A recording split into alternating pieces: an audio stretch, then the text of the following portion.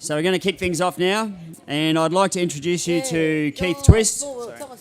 Keith is Director of Wahoo Advertising, and we've been working very closely with Wahoo to create and implement not only the new branding, but also the creative that's running nationally at the moment. Wahoo has sponsored and organised this session, and I invite Keith to introduce our panel for today. Keith. Thanks, Joel. I don't think you have anything to worry about. You don't look anything like your father, mate, so you're happy. And good morning, everybody.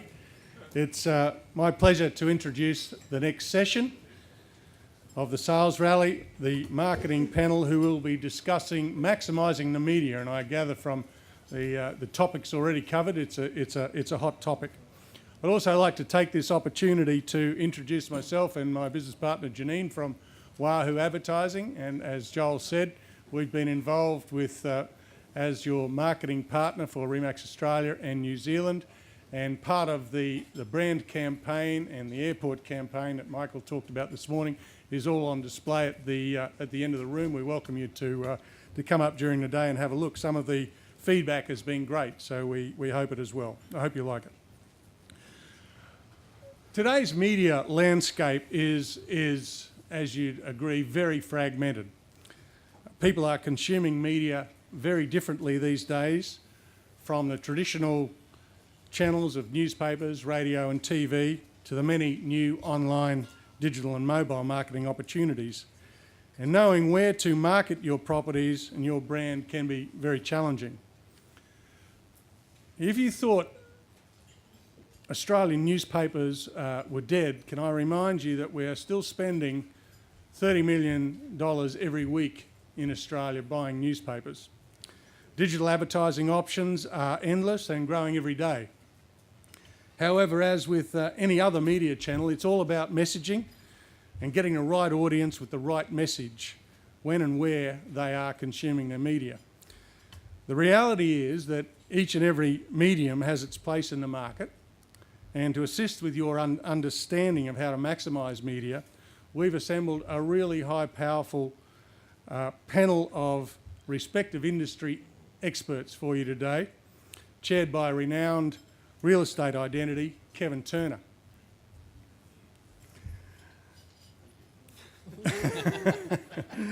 When he was selling, Kevin was ranked in the top 10 real estate salespeople in Queensland, and he's owned several real estate businesses, so he knows what he's talking about. Today, he hosts real estate and small business shows on commercial radio, a weekly online show for consumers, and a daily podcast for real estate agents. Now, this is one Kevin who knows what he's talking about.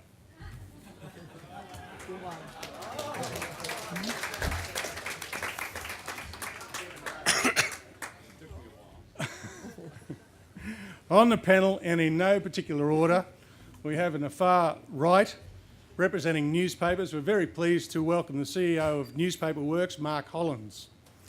Thank you. Mark's a former journalist, don't hold that against him, but he has over 20 years' experience in media and the technology industry, and I think he may help change your perception on the importance of press. Matt Foreman, third from the right, is a Managing Director of Trafficker. Trafficker is a leading digital business generation company which helps organisations optimise their business online, from SEO to SEM to social media and mobile marketing. It's great that we explore these possibilities. You need a strategy, as I think we heard from the last speaker, on how to do it. Matt is a veteran in the digital industry with over 16 years' experience. He's seen the internet evolve from the .com boom and bust to the current boom being driven by social media, mobile and cloud computing. From Fairfax Media, we have Product Director Real Estate, Damon Pizarro, to talk about online advertising. And no doubt the growing impact Domain has made in this space. Damon has a passion for digital innovation and technology, and that's helping to drive Fairfax offering as a leading consumer product. If you thought that was pretty powerful, to round off this impressive group, and to keep the media men in line, we've got one of Remax's most successful agents and marketers, Kathy Lemming.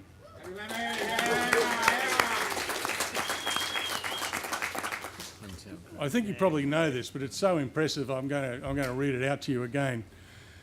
Kathy joined Remax Property Centre team at Toowong in 2005, taking out awards each year.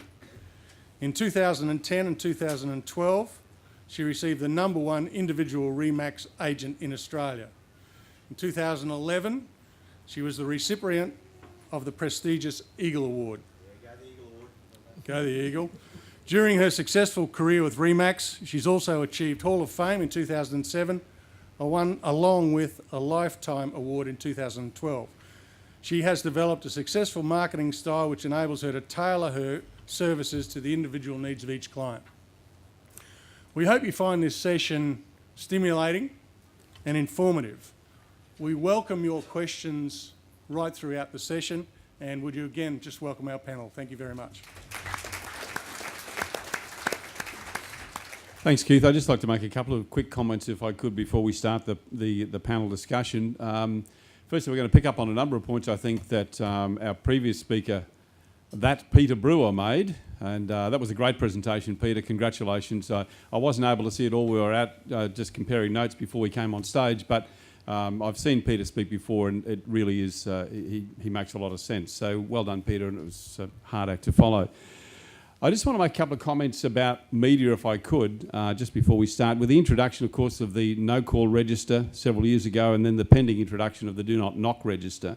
Some of the traditional forms of prospecting by agents is definitely under threat. Prospecting for listings, of course, is our lifeblood, it's what we have to do, but it also doubles as profile building as well, and that's probably the tack we want to take today too.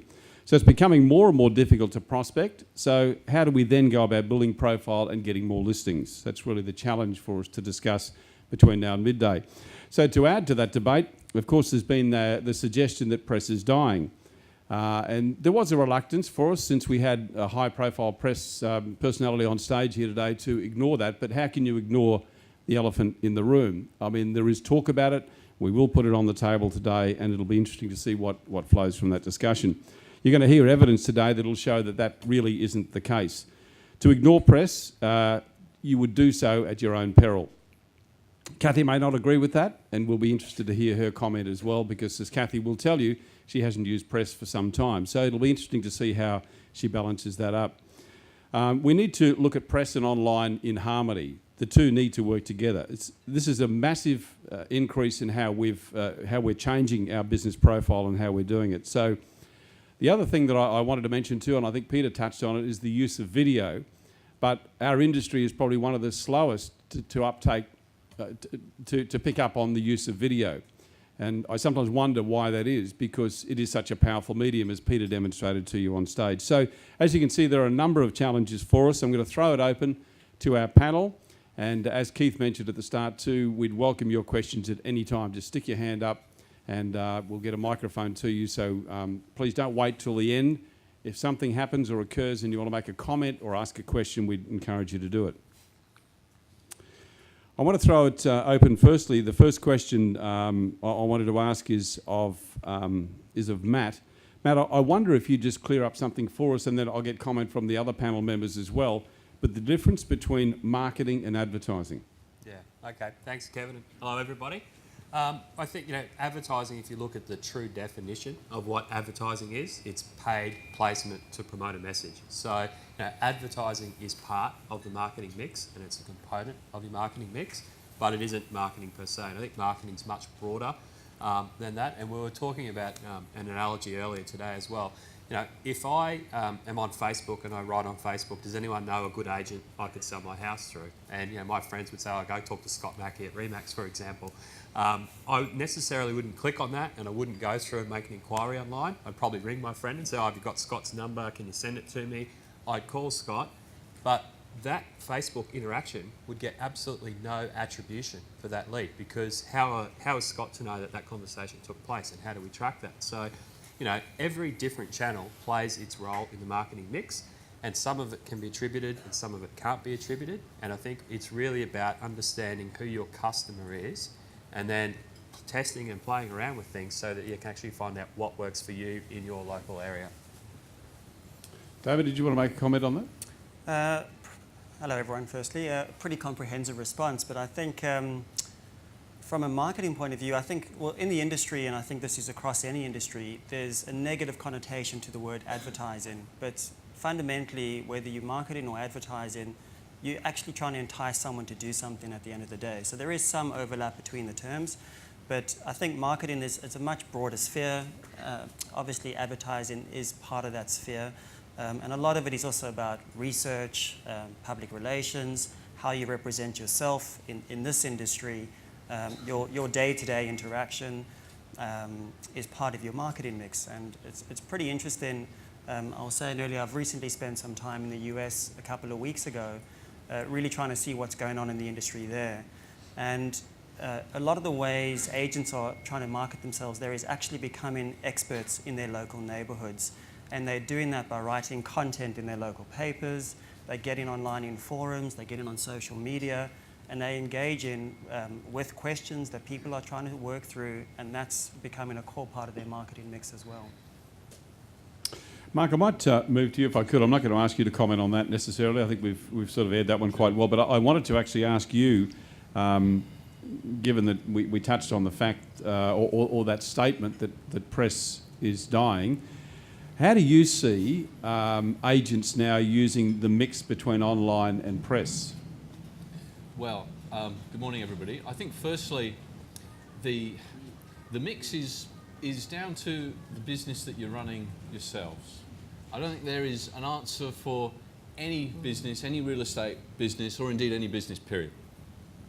And so, and one has to make one's own judgment, but you've got to do it based on facts and your own experiences. A lot of well, RP data will tell you that 83% of the top 20 agents in this country use print, and 96% of those 83 rely on print very heavily, according to RP data. So there's clearly evidence that in some businesses, in what RP data terms the most successful ones, print is a big component. It does depend on your location. I mean, it does depend on whether internet access in your locale. I mean, if you're in North Queensland or in Brisbane, your experience on the internet is going to be totally different. And so therefore one has to weigh these issues up to find the right balance. But I do think, by the way, it is a balance. And I'd be surprised if any of my colleagues along here thought it was otherwise. Yeah, I mean, that's evident from our discussion before we came on stage that really is the view. I remember a day when we could actually measure our market share by the amount of signage we had in a marketplace. Either as you drive around a suburb, you'd count the number of signs, and that would almost correlate exactly to what your percentage market share was. It's now much more difficult. So how would you then measure someone's market share with so much press? I mean, you pick the Courier Mail up and you might see a full-page ad. Doesn't necessarily mean that agent is the most dominant in their area. So how would you suggest, I'll just throw it open to the panel, how would you suggest we measure market share? Can I ask, why would you measure market share? If you're a buyer, or indeed a seller, what's market share got to do with it? Because the seller might think that you've got more buyers because you dominate the market. So we don't own buyers. Buyers come to, like all agents have the same buyers. So that's why they would look at that, because success... I mean, but it's all about profile building. Well, okay, well that's different from market share, right? Perception. Yeah, and so I mean, look, I think I might have bought 6 houses in my time. I don't think I've ever done a market share equation on it. No, but how do you choose the agent? Well, mainly from the experience of face-to-face, okay? Yep. That's how I actually choose the agent. How do I find the agent? Well, I've got to tell you, often it's usually the press. And I might not start there, I've got to tell you. And I might what do you look for online. in the press? When you look in the press, what do you look for? Yeah, definitely volume. Yeah, I'd definitely say... Market share? Yeah, well, is that market share? I don't know. I was asking you the question. Well, if you reckon that's market share, I'd say that was volume. All I said, I put the question on the table was we used to measure market share by the amount of signage. What I'm saying now is there's such a diverse way of measuring. I mean, to us it is important. Yeah, I sure. mean, as Kathy just demonstrated to you, most people want to list with the most dominant agent. We call that market share. Right, okay. So what All I'm right. asking you is, how do you measure market share? Well, I've given You you have. my attempt to answer that. I mean, again, one of the things, even if you're in digital, is that, you know, on a first page when you pull up properties in a particular suburb, if that's what you're interested in, 75% of people don't go beyond the first page. That's right. And so, to a large extent, it's not necessarily volume or market share. It's also placement. So Damon, how does that fit in with your model? Well, I think internally within Domain, obviously market share is on a suburb level or postcode level or area level. The amount of listings held by a particular agent or franchise or group kind of gives a very strong correlation to their market share within in that industry. I think it's a really interesting question because in terms of perception, and a lot of it is perception, to have that perception come across in print and press is far harder and far more expensive than it is online. It's pretty cheap these days to own a complete section on a website. You can have your banners running everywhere, and your perception to an end user is, wow, this is a dominant agent, they're absolutely everywhere. The cost to do that in print is far higher, and as a result, I think the value that people place from an end customer point of view in seeing that placement, that half-page ad in print, is probably far higher. I think that people understand it's pretty cheap these days to be online. Kathy, can I bring you into the conversation now? What do you hear from your sellers about where they want their money spent? Kevin, it depends on like what they're selling and what budget they've got. So, you know, the first question that we all get asked normally is, will you negotiate your commission and how much is it going to cost me and what will you pay for? So everyone's individual, and I don't have a problem with print, and I know it does work, and I agree with what you're saying, some of what you're saying. And I do advertise in print, but I do local. So when I first started doing this, I would listen to what the people said at the open houses, and I would gauge where they came from. I would say to them, how did you find out about the property? And that's when I decided to go away from the Courier Mail, because none of the people that were coming through my open houses saw it in the Courier Mail. They saw it through my website, through the local paper, or online, or someone had told them about it. And I haven't advertised in the Courier Mail, I'm not trying to stick a dagger in their heart, for 3 years, but that's my own personal thing, and I think it's really important that we all follow our own personal thing and what works for our businesses. So that's the difference between me. And going back to my clients' budgets, look, I talk to my clients like I'm selling my own house, and I believe in professional photography. It's not negotiable. Half my clients think they're photographers, that's great, but I won't let them take the photos. And online presence. We're very specific on how we market online. I've spent a lot of time with realestate.com talking about what works, and it's simplicity. You've basically got 20 seconds to capture them, and that's with a price, what it's got, and where they're going, and that's pretty much it, and good photos. Just picking up on that point, I want to get the comment. Remember, folks, if you've got any questions, just please stick your hand up and we'll come straight to you. I just wanted to canvass or pick up on a point that you made then, Kathy, and that was how you measure the effectiveness of a campaign. What are the analytical tools that are available? We might just ask Matt, if you could just address that firstly. What are the analytical tools that are available to an agent to measure that effectiveness? Yeah, look, I think that really depends on what platform and where you're placing your marketing dollars and your marketing spend. I think more broadly, if you're advertising on Domain or realestate.com, whatever, you're going to get all the statistics you need from them around that. I always say go back to basics and use a spreadsheet, Microsoft Excel or a Google spreadsheet. It's how I recommend all our clients track all their different marketing activities, because it enables you then to have a look at, I've spent this amount of time, because you want to track time as well as dollars, because you might spend an inordinate amount of time, writing up descriptions or producing a video, and there's no hard dollars that you attach to your time, but obviously your time is money. So you want to track all those different things, yeah. And from a web perspective, nothing beats Google Analytics. Damon? Yeah, look, I think from a digital point of view, obviously the capabilities to report on conversion rates, whatever you measure in, is pretty incredible these days. And I think I would encourage you as strongly as I could to actually work with your chosen digital properties to push them to give you the insights that you need, because they are readily available.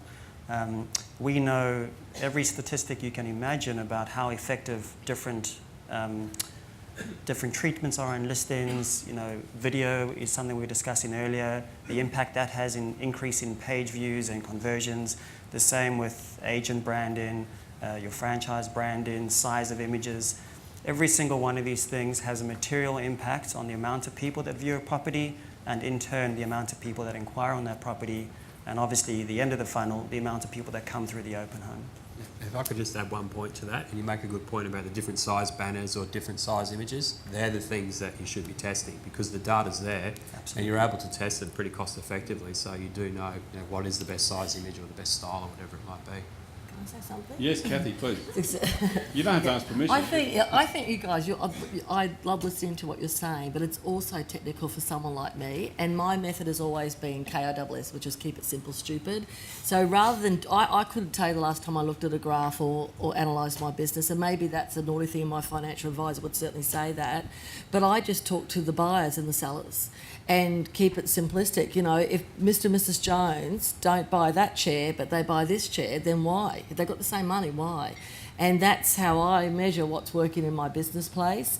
And, you know, and talking to my clients and being honest with them about, you know, where the market's at and what we have to do. And, you know, I had a call from a client the other day who didn't go with me because, you know, whatever reason, that's okay, but now they want my help. But they've spent $31,000 on a marketing campaign, not one bid at auction. Now, that could be the agent, the marketing, or the price, I don't know, but I would have a real issue with, I couldn't do my job if someone came to me at the end of an auction campaign and I'd charge them $31,000 and I didn't get a sale. That would affect how I do my business. There's an interesting theme that you have brought up the last couple of conversations. Can everyone hear okay in the room? No, I was just wondering. I might ask you to use this. Oh, good. Can we disconnect from this? No, just leave those on. But just Is that any better? Great. Okay, there's an interesting theme, which is know your client. And I think that's consistently what you've said, which is fantastic. And I think regardless of how you sort of invest your marketing or your advertising dollars, it all has to come back to exactly that. What does your client want? And it's at that local grassroots level. And you as agents are the best people to know that. No one else can actually tell you that because no one else is at the coalface like you are. So I absolutely agree. Yeah, thank you. Can I have the talking stick? Yeah, please. Talking stick, right. I totally understand what you're saying about that sort of qualitative view of your marketplace. And speaking from my own perspective, I have to say that analysing data is pretty scary because you're a bit afraid of what it is you might find out, and you're a bit afraid that what you might find out actually isn't that convenient to you. But that doesn't mean to say you shouldn't do it. I think it's a very valuable exercise, and it's a valuable thing to learn how to do as well, particularly if you're spending so much money on it and it's such a concern. Then I think you sort of got to bite the bullet and go through that exercise. Print's a harder thing to do. The best method I ever came across measuring print is Dell, and Dell will simply put a different phone number for each of the publications it advertises in. Is that D-E-L-L? Yeah, Dell, the PC manufacturer. Yeah, they will put a different, they'll advertise in the Australian, say, and they'll advertise in PC Week, and they'll have different phone numbers and they'll see the responses. If you don't get the responses off the phone number, that's the end of that publication. And one of the things that is worth saying here in terms of print is that last year I judged Best PC Magazine awards. I couldn't believe how clever Google are at print advertising. You don't see it in the mainstream. Go and pick up a few PC mags and see what Google do in print. It's very enlightening and it is very call to action, but it touches on a lot of what the previous speaker said about writing and being integral to the publication that you're advertising in as well. But Google are very, very good at it. And it's, it surprised me that such a company would use print, but they do. I might just add one thing to that. I recently learned from Google actually in the US what they're currently doing about the telephone number. So obviously AdWords is the bread and butter of their business. And they now are providing real estate agents in the US market with free toll-free numbers that they track calls through off digital spend as well. So I think they've learned lessons from print advertising that they're actually carrying across into their own digital worlds. And I would imagine you'd see that start coming into the Australian market sometime soon. The other comment I just wanted to make about the mix of medium, I think fundamentally, we were discussing this earlier, for me it's a question of return on your investment. And return on your investment, obviously how that impacts your vendor. I mean, my belief, and obviously I'm skewed because I work in a media company that has print publications, but if you know who your audience is, you know who you're trying to reach, and the type of property you sell in, you obviously got to work out what's right for you. So I can talk to our metro publications, our mastheads, obviously have a very high skew and high market share of the AB demographic. So if you sell in premium properties and you want to reach a premium audience, it makes a hell of a lot of sense to have a glossy, beautiful creative in a print publication that parallels your online ad as well. I don't think you should really think of one over the other. It's what is the right mix that you choose for your client. Mike, I'm going to go back to a point that you made, if we could, and that was about how we ask the question. We might not necessarily like the answer we get, but we have to actually ask the question. I sometimes wonder, like, our generation probably is seeing more change in how we do business than any other real estate generation. If you go back, I remember the days we used to use carbon paper. You know, there was no self-carbonating. I remember even this might horrify a lot of you because I know you think I'm very young, but even pre-mobile phones, you know, even pre-internet. So this generation has seen so much change. What can we learn from how consumers are actually consuming? I mean, how are they getting their information? What should we know about that? That's to me? Yeah. Yeah, okay. Well, I think the first thing to really to appreciate, at least, is this is a technology-led change. This is not a consumer-led change. This is Apple. This is Microsoft, and they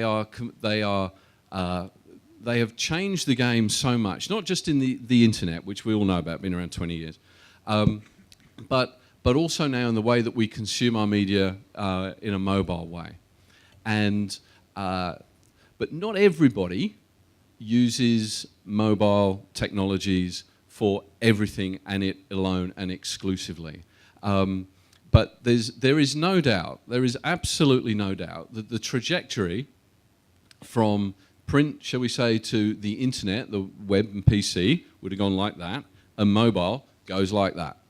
And it is frightening in a kind of a exciting way, not frightening in a kind of, oh goodness, it's all sort of, going to rain cats and dogs. Not in that way. It's exciting in the way that mobile is taking off. And while in this market, people talk about iPads and Mac, in the American market, it's all Android. Okay, so Apple are not number one in the platform. So if you're going to invest in iPad and iPhone apps, I can tell you in the States that's changed, and so you've got to keep a real eye on this game. But in truth, some of the sort of more stable products, the print products, still get used, and so I think again an RPDR number I think is 87%.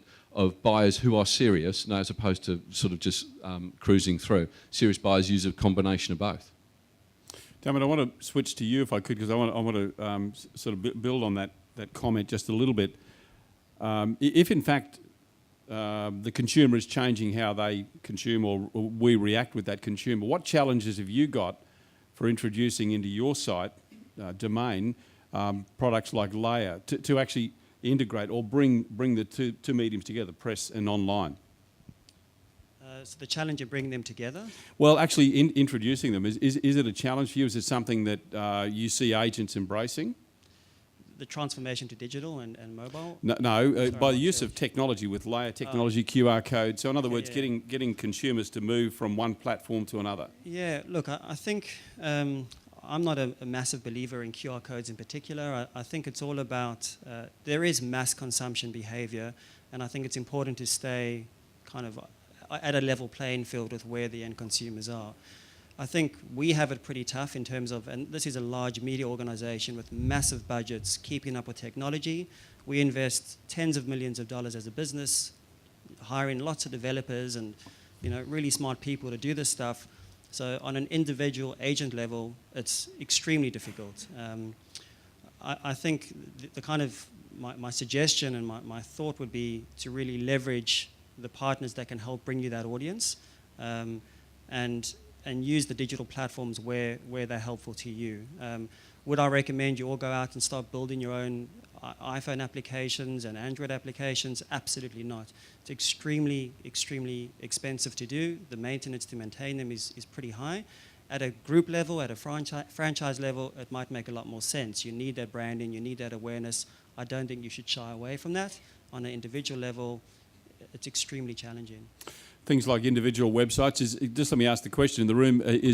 We talked about this before we came on stage. Is anyone using individual websites for particular properties? Yeah, only just a sprinkling, a handful of people. Well, the other point to make is bear in mind, we spoke about Google and advertising. We spend millions of dollars every year driving consumers to our website. So it's pretty hard and REA even more so, it's pretty hard to compete with that level of spend. Kathy, did you want to make a comment on it, or are you happy for me to move to... You're pretty happy? That's good. As long as Kathy's happy, we're all happy. Yes, question. Only 50% of our owners go in the paper. Do you want to... Can everyone hear up the back? I think we'd like everyone to hear your question. Come on, Eric. Eric, move it. You can move faster than that. Speed of lightning. Eric Thane. So, Kev, only 50% of our vendors go in the paper because we're all VPA. Yep. But what we're finding now is while the digital costs go up, there's a percentage of our sellers won't go on the internet because they won't pay the additional fees. This feature all and all this other stuff. So as a business owner, it puts me under a lot of pressure to either absorb that fee or to just not put them on the internet. So we've got people pulling up outside of a property with their iPad trying to find that property. It's not online. Any comments on that? I'll throw it open to the panel. But is anyone else having similar problems? Are you finding an increase in online costs? Yes. Yeah. Yes. The ripple through the room. Kathy. Go, Kathy. Let me... King. It's like my photographs. It's not negotiable.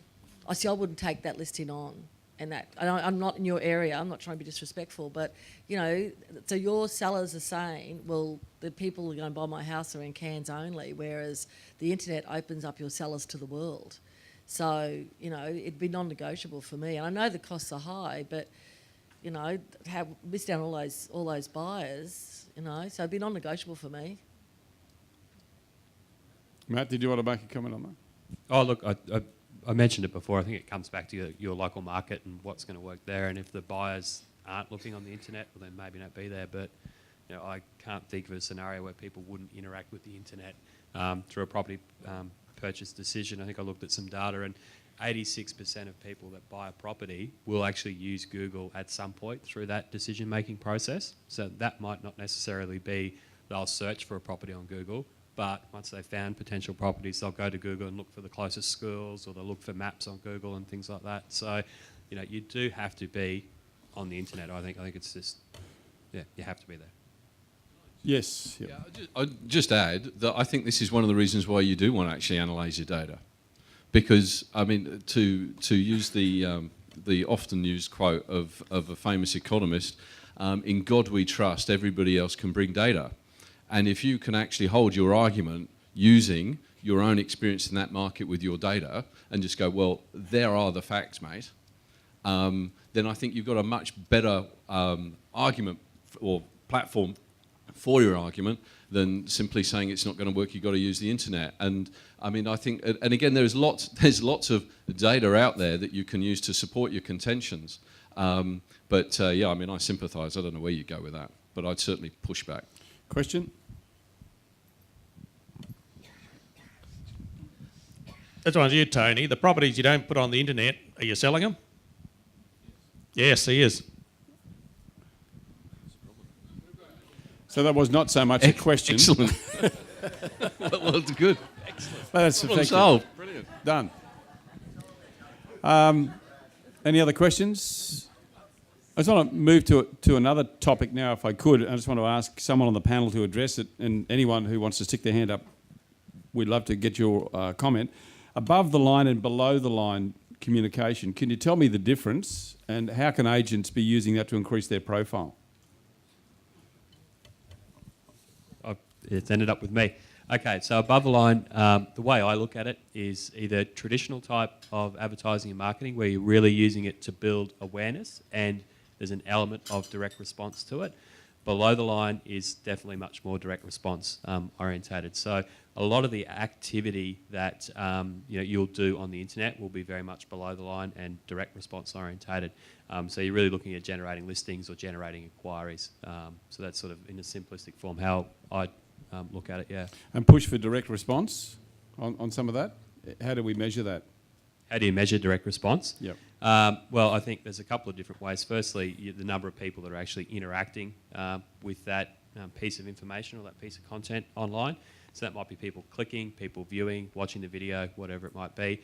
But the ultimate measure is obviously the inquiries that you get from that. So whether that's online inquiries or email or phone inquiries, or people turning up at open houses and things like that, that's the ultimate measure.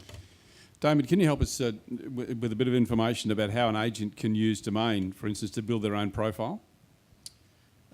Sure. Look, I think, again, Domain or in print and online, they're different options, but the one thing the online side does bring is we can track the increase in page views on listings, and as I mentioned earlier, the increase in conversions in terms of lead generation. And I think it's not unique to Domain. Any single online real estate portal in the world would do the same thing. They obviously offer kind of deeper products or upsell products where you can bring forward things like branding, richer images, your logo, your image on every single listing.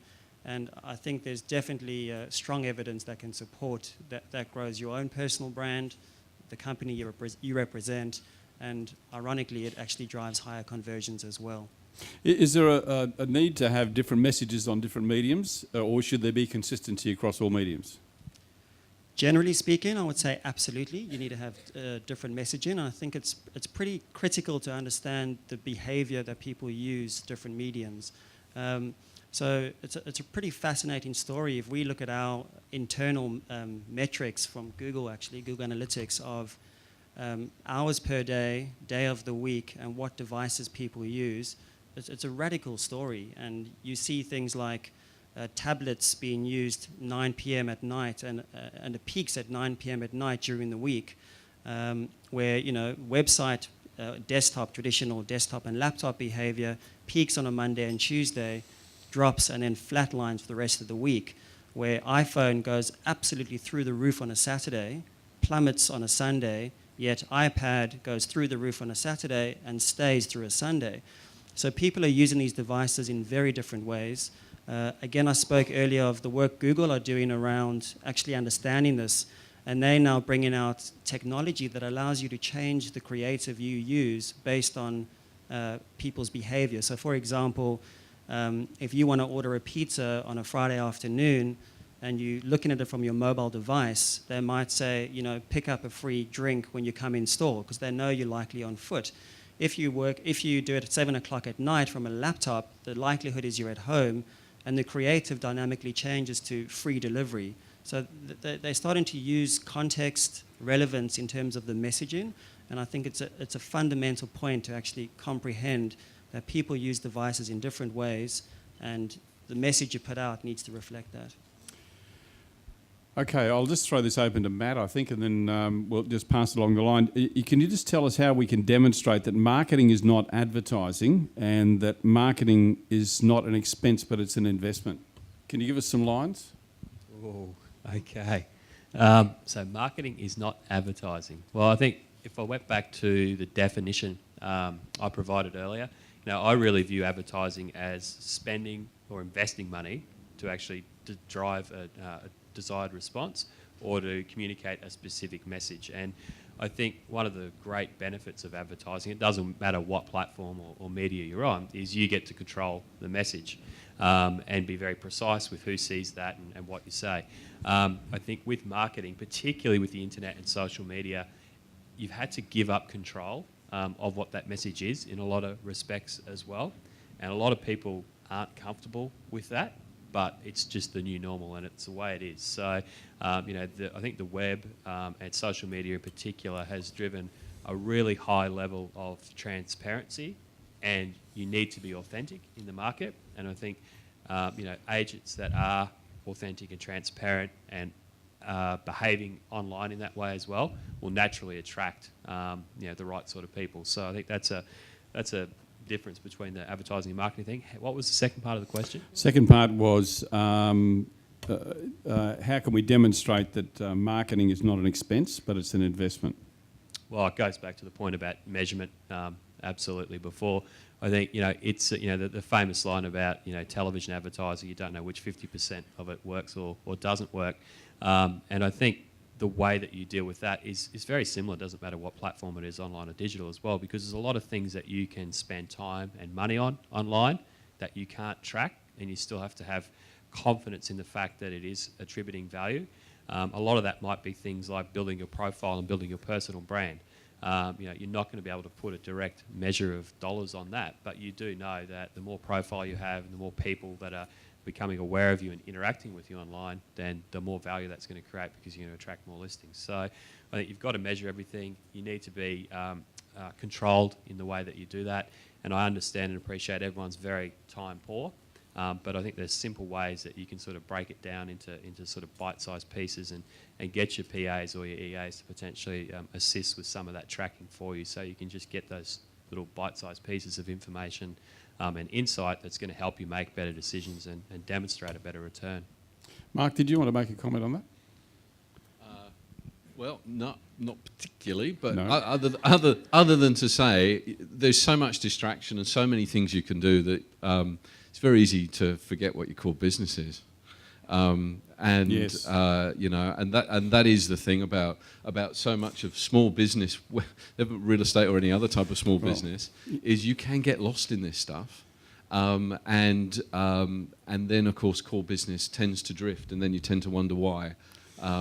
So I'd always bear in mind that whatever you do, just remember what core business is and stick with that. It's a very nice question, a very nice comment, and a great segue if I could go into my next comment, because I want to flick it across to Kathy. Kathy, I wonder if you can just tell us in your own words, which I'm sure you will, to get a listing first, we've got to sell something. So, we've got to sell ourselves. So are we selling property or are we selling ourselves? What is it? Is it profile or property?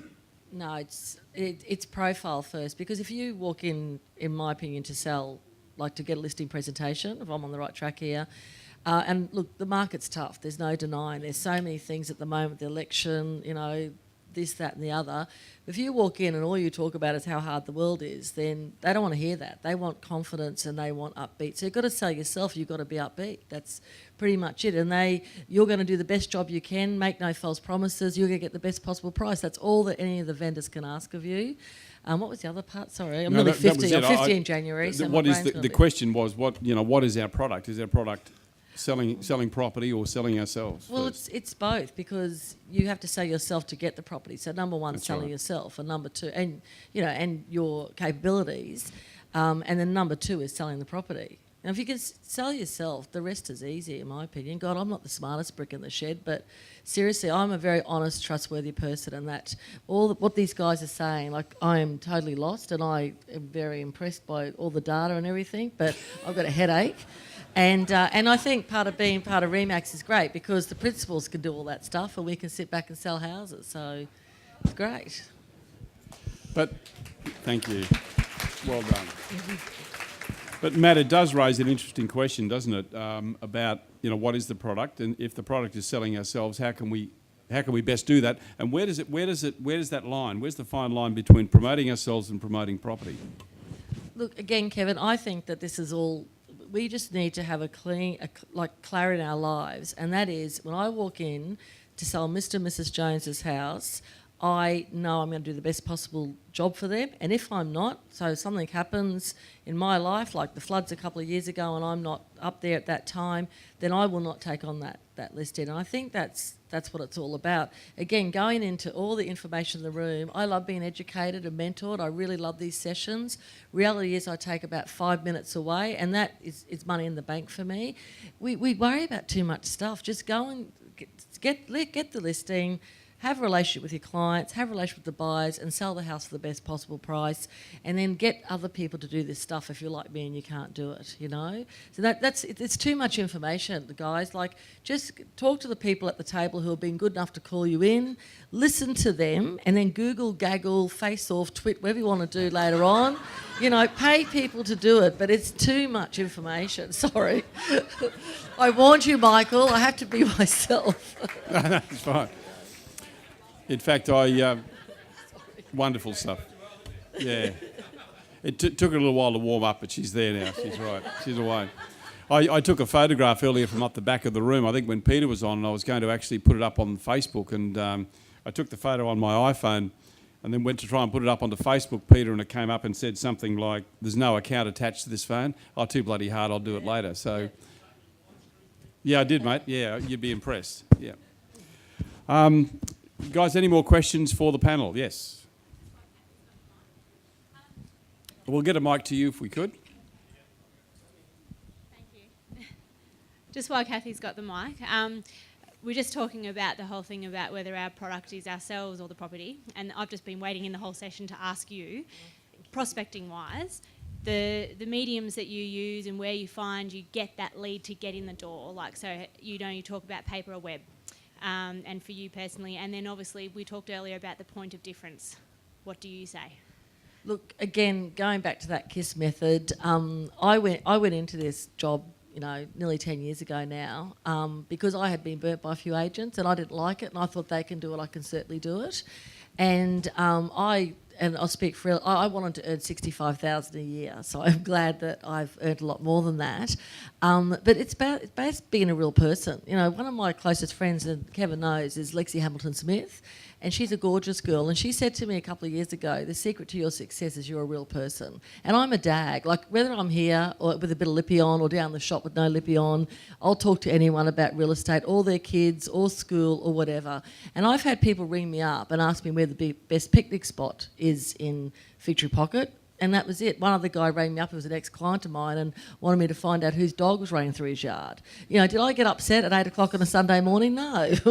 You know, I said I'd do my best. But, you know, just go prospecting, all that stuff, yes, it has to be done, but do what works for you. Because if you don't do what works for you, like Ruben and Elliot in our, like the twins, they're young guns. Like, they're young guys, and they do all the internet stuff and some, and that's not me, and I could never do that. So it's about being myself and just talking. If you see someone and you're not made up like a real estate agent, who cares? If people want to see me on a Sunday morning, or I had to go to a test a safety switch yesterday morning at 6:30, no hair and makeup, I'm sorry, I tell people straight away.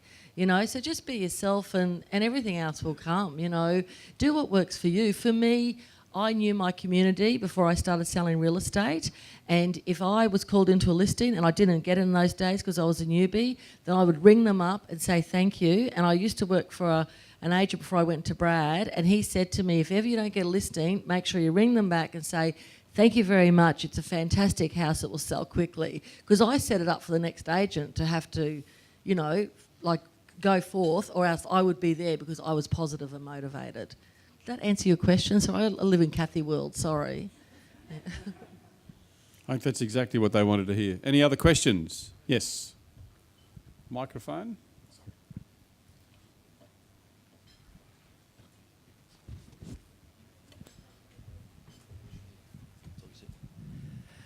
Kevin, with the panel touched on before marketing versus advertising. Yep. So I'd like to be able to ask the panel, so probably excluding Kathy, so just because of being an agent, we as agents think we might be marketing, but generally we're advertising, where we're selling advertising campaigns to advertise a house, but we generally don't market. And so especially when you have different agents on different structures, so through to contractors, where we have to market and promote ourselves. So do the panel think we do a good job, or what would be 3 suggestions they would be able to come up with? Marketing ourselves? Yeah, Yep. to be able to do that. Okay. Well, with me, again... Kathy, you're a real estate agent. You can talk, Kathy. I know, but see, I'm Kathy first, and, you know, and I love my job, but I'm me first. I'm a mum and, you know, a wife to Mr. Lammy's probably for 25 years first, and then I'm an agent second. And I like to have that balance. But I think that, again, marketing starts from when you're in your car to when you pick up your phone. You know, marketing doesn't have to be, all my marketing, honestly, it comes from me. So when everything happened to us in 2011, I did that I Heart Victory Pocket, which was just the biggest gooey, soppy thing that I ever did because I was brokenhearted.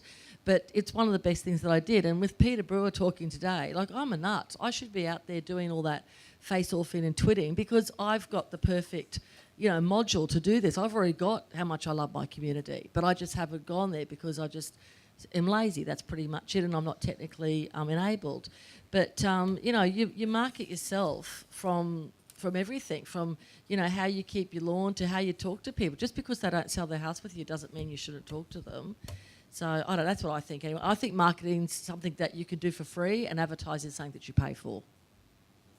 Free, except it takes time. And I think that's the key thing is you have to invest time into your marketing. Absolutely, but then you invest in that and then it's money in the bank. Absolutely, absolutely. Probably one tip, Scott, would be don't talk about yourself too much. And I think, and I've seen this in all the different industries we work across, because the internet really is driving this new level of transparency and authenticity with consumers and purchasers. They really have very short attention spans. You've got 5 to 8 seconds to grab their attention and then they're gone. They don't care about you. They just want to know what's in it for me. So you've got to be really precise and know your customer really well so you can get that message across to them in the most succinct way that, okay, I deal with you because this is what's in it for me. Okay, I got it. Now I'll read more, or now I'm not interested, I'll go to the next one. So think about what's in it for the customer and be really specific and precise. Damon? For someone who works in the digital space, I might say something a bit left field, but I think fundamentally selling homes is very relationship driven. It's an extremely, probably one of the most emotional processes people go through. And I think you've got to keep that pretty close to heart. And the way I would kind of suggest you frame it is you're trying to solve a problem for someone. And if you come at it, and I think extending on from Matt's point, when someone's reaching out to buy a house or sell a house, they've got a problem that they need addressed. And if you can position your response in that framework, I think it will go a long way in winning trust and that transparency. And I think also to Kathy's point, you know, community involvement's massive, but from a consumer side, we get a lot of complaints directly to our website saying, hey, I emailed the agent, I called the agent, I haven't heard back in 3 days. That says everything about you that they will not come back to you. And the experienced people they want instant gratification. If you are 8 hours late in responding, they are gone. They literally will be on to 5 other people straight away. So I think that kind of immediacy of response, as much as possible, is critical. Mark?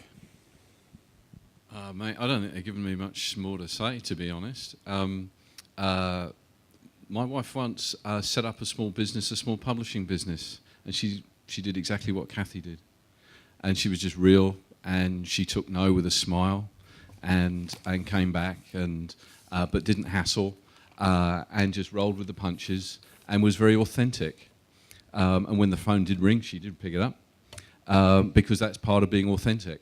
And I think that's the most anybody can ever be when it comes to marketing. And sure, you can throw a bit of money at, you know, the under-7s football shirts and take part in fetes, and absolutely.